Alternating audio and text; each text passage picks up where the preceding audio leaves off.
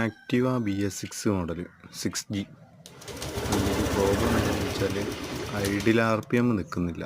സ്റ്റാർട്ടാക്കും, കുറച്ച് നേരം നിൽക്കും, അത് ഓഫ് ആയി. ചില നേരം കുറച്ചൊന്നിങ്ങനെ അങ്ങനെ അത് ഓഫാകുന്ന രീതിയിൽ അങ്ങനെ കുത്തി അങ്ങനെ നിൽക്കും, പിന്നെ ഓഫായി പോകും. അതായിരുന്നു വണ്ടിയുടെ പ്രോബ്ലം. നമ്മൾ എയർ ഫിൽറ്റർ ചെക്ക് ചെയ്ത് എയർ ഫിൽറ്റർ കുഴപ്പമില്ല. പെട്രോൾ ഫിൽറ്റർ അഴിച്ച് നോക്കിയപ്പോൾ പെട്രോൾ ഫിൽറ്റർ കുഴപ്പമില്ല. പക്ഷെ നമ്മൾ അഴിച്ച സ്ഥിതിക്ക് പുതിയതിട്ട്.